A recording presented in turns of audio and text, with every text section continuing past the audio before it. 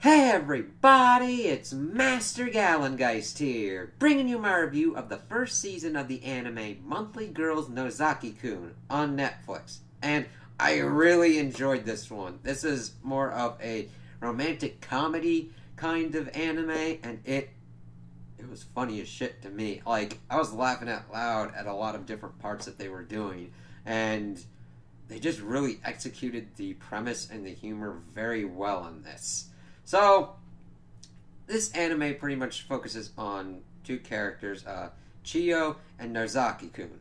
And the thing is, Chiyo is in love with Nozaki and tried to confess her feelings towards him, but instead said that she was a fan of his, and he gave her an autograph, and she's like, what the fuck? And he's like, hey, why don't you come back to my place?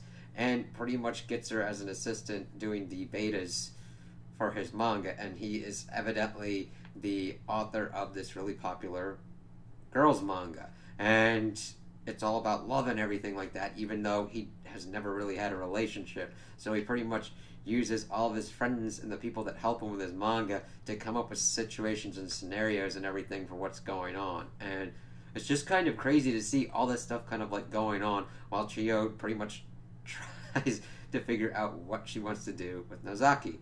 And it's really cool because, granted, they are the kind of pillar that the series works around, but the supporting cast are very well fleshed out as well. This is a very character-driven kind of comedy anime, and if it didn't have such great kind of characters and would execute on their different kind of weirdnesses together, it really wouldn't work as well as it should.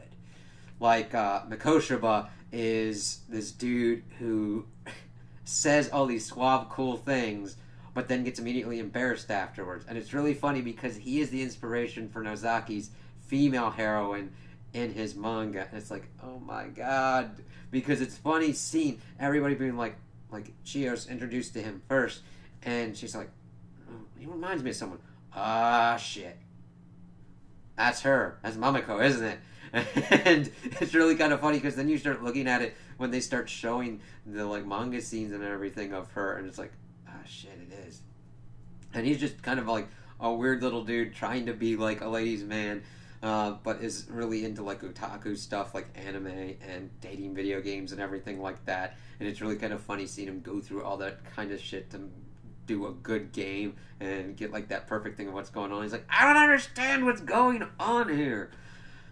Well, he kind of helps out with the manga as well. Then we get introduced to Hori, who's the background artist, and he's this dude that's pretty much dealing with the drama club. And we see him and the prince of the school, Kashima, doing her thing. And it's really funny because you would think he's a guy character, but actually he's a female. He's a she, and he had accidentally thought that he would. She was a male when they were introduced, and he's like, yeah, just gotta do this. And he does the background stuff for Nozaki so that way he can write plays that she can do really well at. And it's kind of crazy because like Mikoshiba does all this stuff and gets immediately embarrassed and pretty much shuts himself down. Kashima has like girls just following her like ain't nobody's business. One of the funniest things was there was this rain episode that actually helped Nozaki try and figure out a rain scenario. And she's going out, and all these girls essentially make this turtle bubble as they're like going through. And then we see it a little bit later as Hori and this other guy are walking along, and then he could just immediately pick her out and be like, get back here. It's like, what the fuck? And we also get this other character, Seo, who is pretty much like a delinquent and kind of an asshole chick, but she's got this beautiful singing voice, which ties in with this other character, Waka, who, Wakamatsu, who loves the singing voice of who's called the Lorelei of the Glee Club, but it's Seo, and he gets, like, annoyed with that chick so much because she is essentially, how do I put this? She's used to help out with the basketball teams, but she's essentially like a force of nature / hurricane, which just beats the shit out of people and just goes, ah ha ha ha. Now granted, if you can survive her, you're pretty much set for any kind of basketball game you're going for.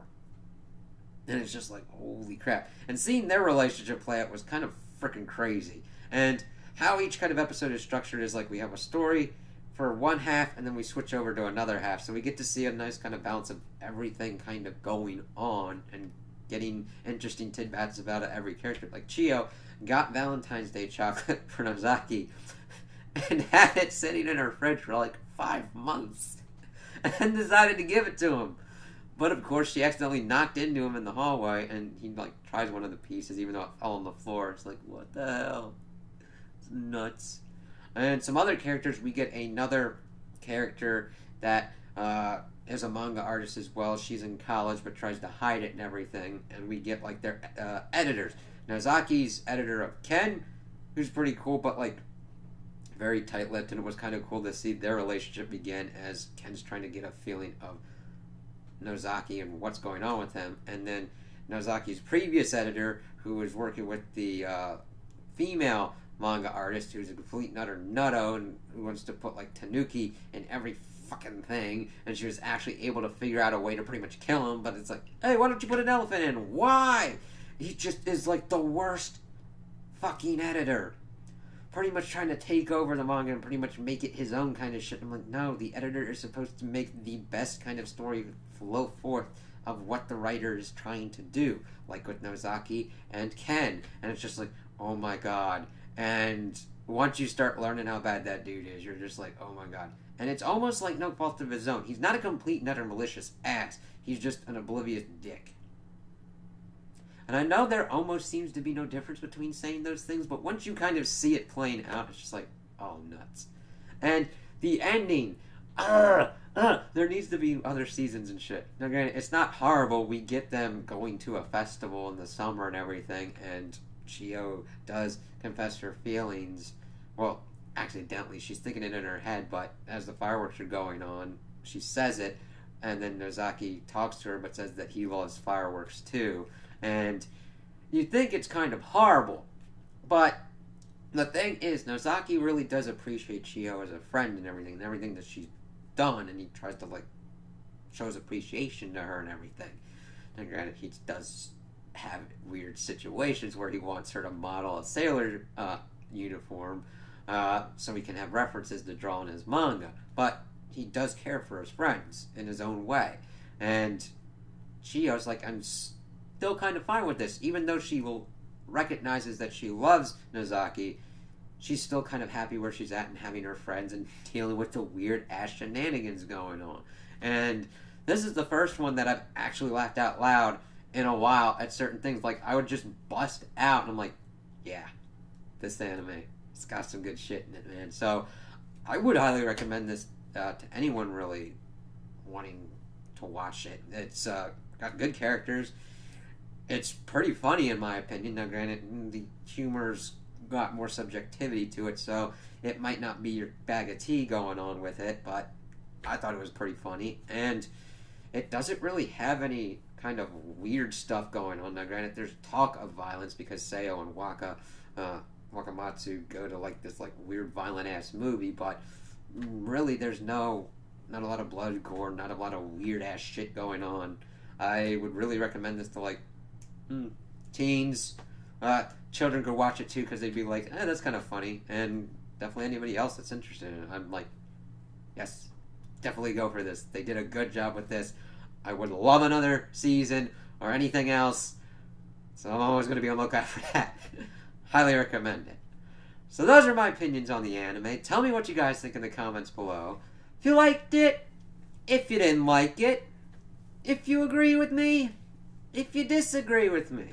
Also like and subscribe, and I hope you have a good day.